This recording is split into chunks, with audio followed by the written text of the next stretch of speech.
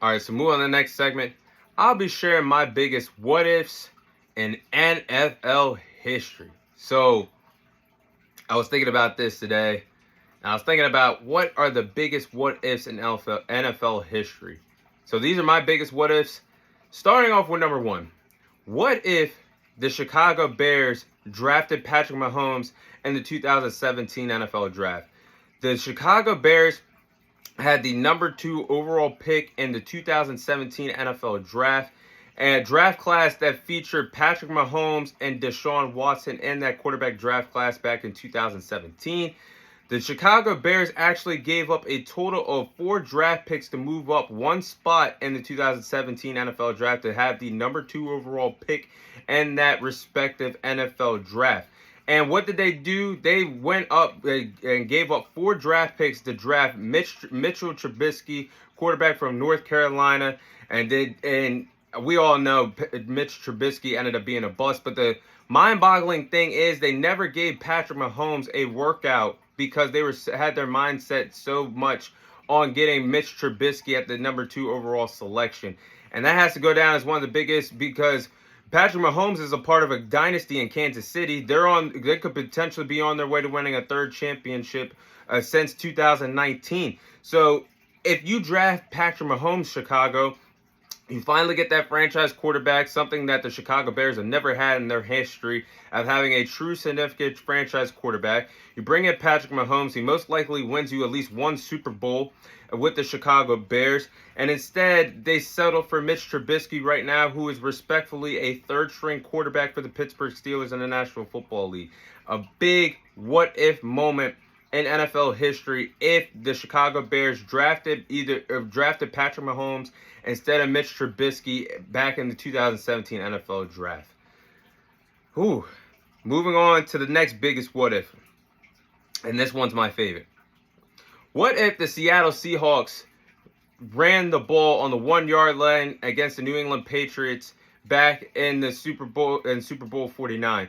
So we will never forget the classic Super Bowl that transpired between the Seattle Seahawks and the New England Patriots back at Super Bowl 49 nearly a decade ago. But the Seattle Seahawks were down 28-24 in that ball game with less than 30 seconds to go.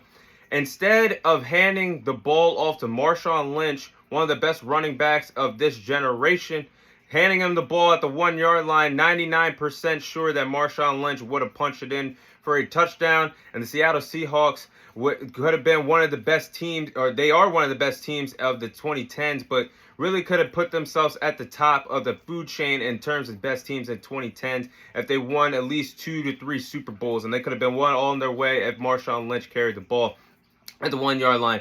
Instead, Malcolm Butler made a huge interception play that was one of the most clutch plays in Super Bowl history when he picked off Russell Wilson at the 1-yard line.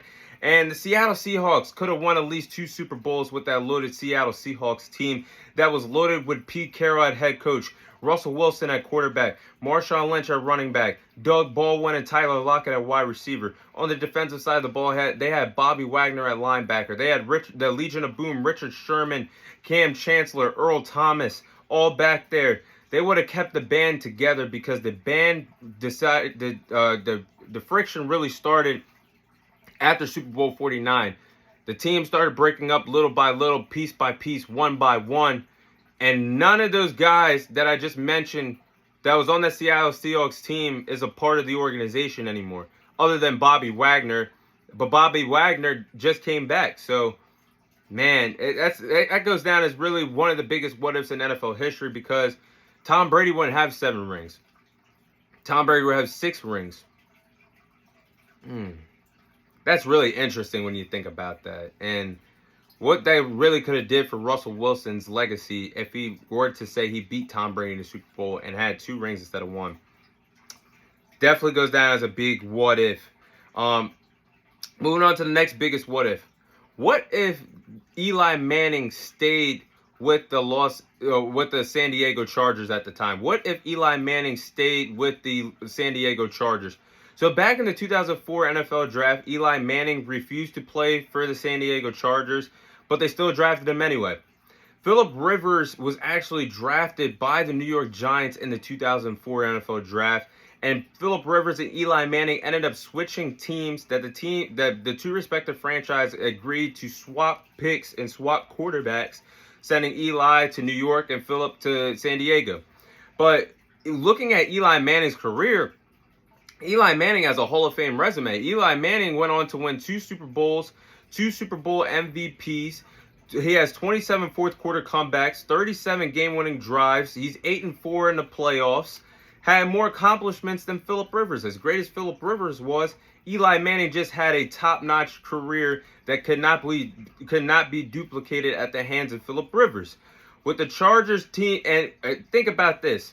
If Eli Manning was a part of that 2010 team, that San Diego Chargers 2010 team that was stacked from top to bottom, number 1 ranked on offense and number 1 ranked on defense, and that team failed to win a Super Bowl with that loaded team, can you imagine what Eli Manning could have done at the quarterback position with that team? They would have won at least a Super Bowl or maybe 2 if he was a part of that roster. So Eli could have helped the Chargers actually win a Super Bowl, something that the franchise has never accomplished in their franchise's history. That has to go down as the biggest what if to me. Next one. What if, as a Cowboys fan, these next 2 are going to hurt, but what if Jerry Jones and Jimmy Johnson never decided to split? So Jerry Jones and Jimmy Johnson were that married couple that was just so happy together. Everything was going great. You never would have thought a divorce was in the cards. But the 2 married couple just split. They couldn't get along anymore. One significant partner couldn't put up with the other significant other's bullshit. And they ended up divorcing from each other. And that's what happened when Jerry Jones fired Jimmy Johnson, because Jimmy Johnson couldn't put up with Jerry Jones' shit no more. He couldn't put up with his ego no more. And the Cowboys were in the middle of a dynasty in the 90s, winning 2 straight Super Bowls with Troy Aikman, Michael Irvin, Emmitt Smith, Deion Sanders. I just wish to the day I was alive to see the glory days of the Dallas Cowboys, because it's just it just hurts that I have yet to see my team win a Super Bowl. But could have been the first team in NFL history to win 3 straight Super Bowls and go on a 3-peat in the NFL. No team has done that in NFL history, but the Cowboys could have been the first in the late 90s to do that. But early 90s to do that. But Jerry Jones' ego got in the way of something special between himself, Jimmy Johnson, and that Dallas Cowboys team, and they ended up splitting because of Jerry Jones' ego. And how do you fire a guy after the guy wins 2 straight Super Bowls for your franchise? You would actually want to keep him for. If I was the owner, whatever differences we got, we could work that out. As long as you win my team Super Bowls, the hell with our differences. We can make it work. But Jerry Jones is not that guy, and he never will be that guy.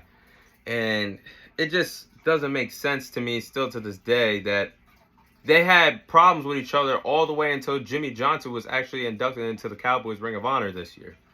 But ended up getting fired, and Jimmy Johnson really could have coached this team for another 10 to 15 years. Now, the Dallas Cowboys is my lifetime being a Dallas Cowboys fan. It's not really been fun. And I wish I came out the wound a little quicker to see the glory days of the Cowboys. But the Dallas Cowboys have only won 4 playoff games since 1996. 0 conference championships, 0 Super Bowl appearances, 0 Super Bowl wins. Now we're currently the laughingstock of the NFL, because right now, in my lifetime, we are right next to our arch rival in the Washington Commanders for teams that have never went to a NFC Championship game since the 21st century. And that's absurd when you think about that. Jimmy Johnson leaving the Cowboys is mind-boggling to me, because he could have been there for another 10 to 15 years. Oh, and the last one. The last one is crazy to me. What if Dez Bryant caught the ball in the divisional round of the 2014 NFL playoffs?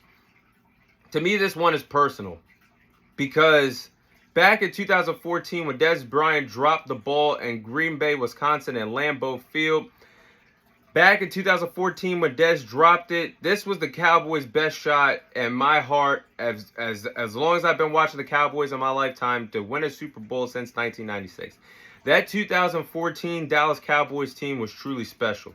But we would have beaten that loaded Green Bay Packers team if Dez Bryant truly caught it.